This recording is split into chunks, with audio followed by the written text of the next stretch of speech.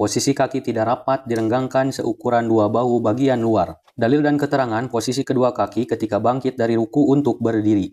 Dalil 1 firman Allah Subhanahu wa taala Quran surat Al-Baqarah ayat 238. A'udzu billahi minasyaitonir rajim. Hafidhu 'alas shalawati was salatil wusta wa qumu lillahi qanitin. Peliharalah semua salatmu dan peliharalah salat wusta. Berdirilah untuk Allah dalam salatmu dengan khusyuk. Dalil 2. Faqala Abu Humaidin As-Sa'idiyyu ana kuntu ahfadhukum li salati Rasulillahi sallallahu alaihi wasallam ra'aituhu fa idza rafa'a ra'sahu istawa hatta ya'uda kullu faqarin makanahu. Sahih Bukhari nomor 785.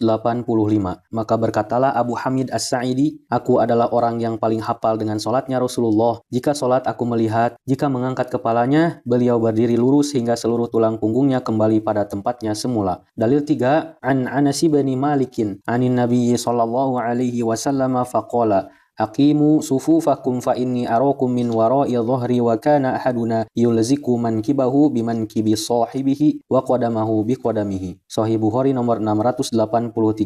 Dari Anas bin Malik dari Nabi sallallahu alaihi wasallam, beliau bersabda, luruskanlah saf-saf kalian. Sesungguhnya aku dapat melihat kalian dari balik punggungku dan setiap orang dari kami merapatkan bahunya kepada bahu temannya dan kakinya pada kaki temannya. Dalil 4. An Uyainah bin Abdurrahman qala kuntu ma'a abi fil masjidi fara'a rajulan safan baina qadamayhi faqala alzaqu ihdahuma bil ukhra laqad ra'aytu fi hadzal masjidi 18 min ashabin nabiy sallallahu alaihi wasallam ma ra'aytu ahadan minhum fa'ala hadza qad. Musannaf Ibnu Abi Syaibah jilid 2 halaman 109.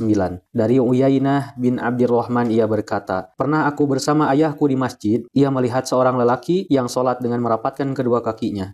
Ayahku lalu berkata, orang itu menempelkan kedua kakinya. Sungguh aku pernah melihat para sahabat Nabi Shallallahu Alaihi Wasallam sholat di masjid ini selama 18 tahun dan aku tidak pernah melihat seorang pun dari mereka yang melakukan hal ini. Dalil 1 menunjukkan bahwa berdiri untuk sholat harus dilandasi karena Allah, yang harus dilakukan dengan khusyuk. Dalil 2, kalimat berdiri lurus hingga seluruh tulang punggungnya kembali pada tempatnya semula menunjukkan bahwa selain tegak, posisi punggung harus tumaninah. Dalil 3, kalimat dan setiap orang dari kami merapatkan bahunya kepada temannya dan kakinya pada kaki temannya menunjukkan ketika berdiri itu renggang dan ukuran renggang dalam berdiri adalah seukuran bahu bagian luar. Dalil 4, kalimat orang itu menempelkan kedua kakinya. Sungguh aku pernah melihat para sahabat Nabi Shallallahu Alaihi Wasallam sholat di masjid ini selama 18 tahun dan aku tidak pernah melihat seseorang dari mereka yang melakukan hal ini. Menunjukkan bahwa tidak ada atau tidak boleh merapatkan kedua kaki ketika berdiri dalam sholat.